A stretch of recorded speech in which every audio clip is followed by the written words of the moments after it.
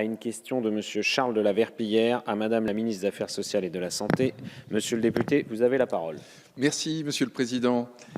Madame la ministre, en février 2015, j'avais déjà alerté Madame Touraine sur le processus de désertification médicale enclenché dans le département de l'Ain. J'avais mis l'accent sur la diminution du nombre de médecins généralistes. Aujourd'hui, ma question porte sur le manque criant de médecins spécialistes exerçant en libéral dans le sud-ouest du département de l'Ain, Plaine de l'Ain, Côtières, Val-de-Saône Sud. À l'échelle départementale, les perspectives sont en effet très inquiétantes. Une étude de l'INSEE portant sur les années 2015-2020 montre que parmi les 8 départements de l'ancienne région Rhône-Alpes, l'Ain est le seul dans lequel les effectifs de médecins généralistes et spécialistes vont baisser, moins 0,4% en 5 ans, alors que la population dans le même temps aura augmenté de 6,7%. S'agissant plus précisément des spécialistes, leur densité sera la plus faible de toute la région en 2020. Dans l'Ain, 80 spécialistes pour 100 000 habitants. En Isère, 170 spécialistes pour 100 000 habitants.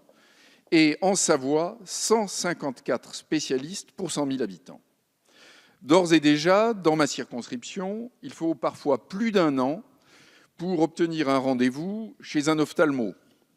La carence est également importante en cardiologie, pédiatrie, psychiatrie, gynécologie, etc. Cette situation est sans doute aggravée par la proximité de Lyon, qui attire ou qui retient un grand nombre de spécialistes qui s'y installent après leurs études. Mais les patients, surtout les personnes âgées et les familles, n'ont pas forcément les moyens de se déplacer à Lyon pour une simple consultation.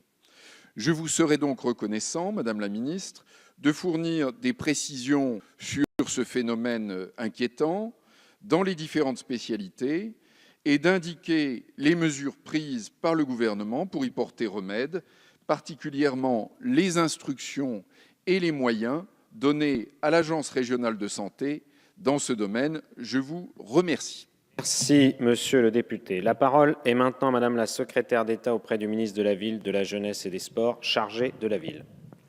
Merci, Monsieur le Président. Monsieur le député Charles de la Verpillière, je vous prie d'excuser Madame Marisol Touraine qui m'a chargée de vous répondre. Vous le savez, l'accès de tous nos concitoyens à des soins de proximité et de qualité est l'une des priorités du gouvernement. Et j'ai compris et je sais que dans votre territoire, l'attente est forte. Permettez-moi de vous rappeler que la ministre Marisol Touraine a lancé le pacte territoire santé dès 2012, qui n'a cessé de s'enrichir de mesures nouvelles. Ce pacte mobilise tous les leviers disponibles. Le premier d'entre eux étant la formation des étudiants en médecine aux conditions d'exercice. Dans le département de l'Ain, le pacte territoire santé a des résultats. D'abord, favoriser l'installation des jeunes médecins.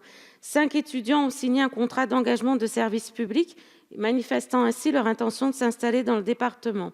7 contrats de praticiens territoriaux de médecine générale ont été signés en 2016, 2 le sont déjà pour 2017. Enfin, une plateforme d'appui aux professionnels de santé destinée à informer les jeunes médecins de l'ensemble des aides dont ils peuvent bénéficier a été mise en place. Pour tenir compte du souhait des nouvelles générations, vous le savez, de travailler en équipe. Désormais, 22 maisons de santé pluriprofessionnelles ont été créées dans l'Ain et cela permet, avec un exercice coordonné, de nouveaux modes de rémunération, de permettre à des équipes d'organiser des consultations avancées de spécialistes au sein des maisons de santé, puisque c'est votre préoccupation. Par exemple, le projet de maison de santé pluriprofessionnelle de Serrières de Briord prévoit l'intervention d'un psychiatre et d'un cardiologue. De plus, la coopération dans le cadre du groupement hospitalier de territoire, vous savez, ce que nous avons porté avec la loi santé, a permis d'apporter une offre en cardiologie sur Oyonnax, à partir du centre hospitalier de Bourg-en-Bresse. Ces exemples positifs nous montrent qu'il nous faut aujourd'hui coordonner les ressources médicales d'un territoire en favorisant la constitution d'équipes de soins primaires, de communautés professionnelles de territoire. C'est la façon d'apporter une réponse concrète et durable à la demande des soins. Enfin, la télémédecine, qui a aussi un rôle majeur à jouer pour répondre aux demandes d'avis spécialisés et notamment au suivi des pathologies chroniques. Elle est expérimentée en EHPAD. Elle est fonctionnelle dans le cadre de la prise en charge des accidents vasculaires cérébraux. Vous le voyez, monsieur les députés, toutes ces mesures concourent au développement de l'offre de soins de proximité ou spécialisée. Il n'y a pas une mesure possible, mais bien un faisceau de mesures qui permettent aux praticiens de s'installer sur tous les territoires et à la médecine hospitalière également d'être coordonnée avec l'offre sur le terrain.